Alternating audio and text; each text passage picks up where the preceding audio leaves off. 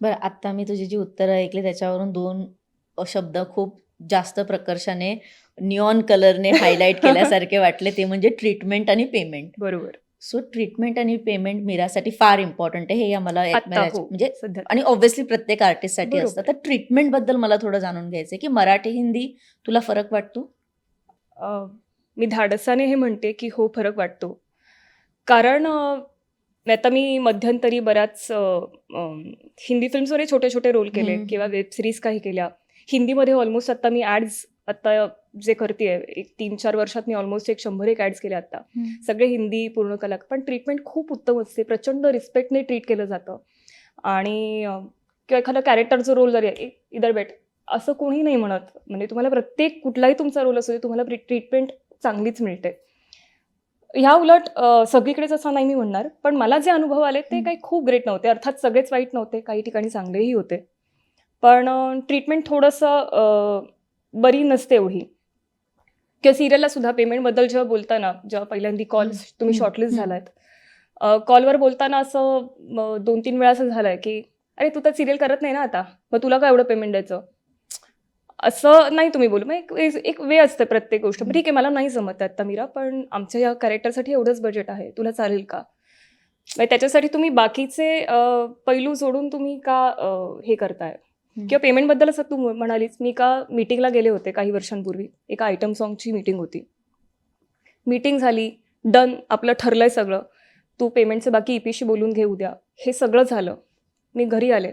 Next day ई-पीचा call आला. तुमचं काय पेमेंट आहे? म्हटलं अमुक-अमुक मला अपेक्षित आहे आयटम सॉन्गसाठी. तो म्हणे ठीक आहे मी कळवतो. 2 दिवसांनी मला डिरेक्टरचा कॉल येतो. "मीरा तू जरा ना जाड आहेस, आम्हाला थोडी सुंदर मुलगी हवी वगैरे." म्हटलं परवा मी जेव्हा मीटिंगला आले, जेव्हा तुम्ही डन म्हटलत, तोपर्यंत मी जाड नव्हते. तोपर्यंत मी तुमच्या लुक्समध्ये बसत होते. हं. अचानक माझं पेमेंट कळल्यानंतर मी वाईट कसे झाले मग?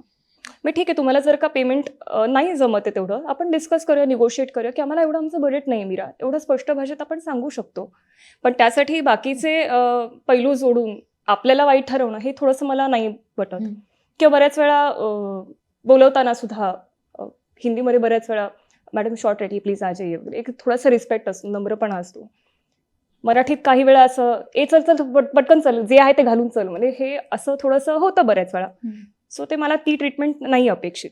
जिथे आपण काम करतो तिथे आपल्याला थोडासा रिस्पेक्ट मिळाला तर खूप छान वाटेल.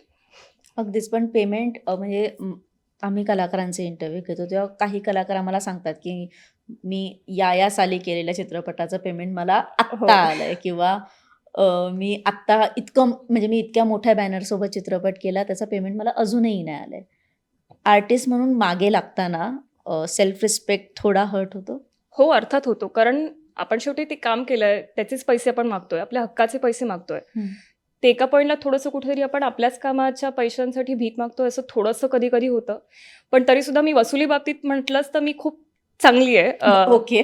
ऑलमोस्ट 16 वर्षांच्या प्रवासामध्ये माझे फक्त 3 पेमेंट्स बुडलेत. ओके. त्यातलं एक पेमेंट म्हणजे मी आय-टी अवॉर्ड्समध्ये असिस्टंट कोरिओग्राफर होते. एका खूप मोठ्या कोरिओग्राफरसाठी. आणि मोनी रॉयला एक मी क्लासिकल डान्स त्याच्यासाठी कोरिओग्राफ केला होता. तर शो झाला, इव्हेंट झाला, सगळं झालं आणि जे काही BTS क्लिप्स असतात आपल्या शिकवताना वगैरे, तर त्या माझ्याकडे होत्या. त्या मी पोस्ट केल्या Facebookवर आणि ती गोष्ट कोरिओग्राफरला नाही आवडली. कारण शेवटी नाव त्यांचं लागलं पाहिजे. I understand completely. पण त्या व्हिडिओमध्ये त्या कुठे त्या दिवशी नव्हत्या. त्याच्यात मी दिसत होते शिकवताना. सो ते कुठेतरी त्यांचा इगो हर्ट झाला. सो त्यांनी माझं त्या वेळी खूप आधीची गोष्ट आहे. तेव्हा 12,000 पेमेंट माझं ते बुडलं. जे मी नाही नंतर वसूल करू शकले. त्याच्यानंतर रिसेंटली मी एक फिल्म 2-3 वर्षापूर्वीच मी एक फिल्म करत होते. जिमी शेरगिल होते त्याच्यात. हं. शारीब हाशमी सर होते त्याच्यात.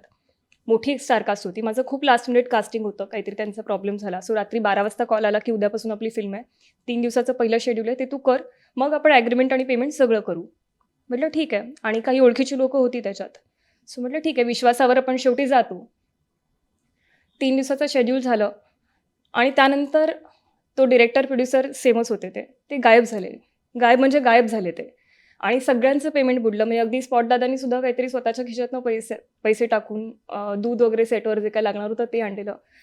त्यांनाही ते मिळालं नाही. सगळ्यांचे पैसे गेले. बरं ती खूप म्हणजे कास्टवाली फिल्म होती. त्यामुळे प्रत्येकाला आपापला स्टाफ आणायला सांगितलेला मेकअप हेअरसाठी. मलाही सांगितलेलं मी एका रात्री सगळं अरेंज करून स्टाफ 3 दिवस घेऊन गेले माझा. आणि त्यांचे पैसेसुद्धा मला माझ्या खिशातनं भरायला लागले. त्यामुळे त्याचा एकही मला पैसा मिळाला नाही. बऱ्याच युनियन्समध्ये कंप्लेंट झाली, पोलीस स्टेशनला गेले, पण ॲग्रीमेंट हातात नव्हतं, कारण मी विश्वास ठेवला की नंतर ॲग्रीमेंट होईल आणि पैसे मिळतील. ॲग्रीमेंट नसल्यामुळे काहीच झालं नाही. मराठी मनोरंजन सृष्टीमधील मालिका, चित्रपट, नाटक तसेच कलाकारांबद्दलच्या नवीन अपडेट्स जाणून घेण्यासाठी नक्की सबस्क्राईब करा इट्स मज्जा मराठी या आपल्या नवीन यूट्यूब चॅनलला.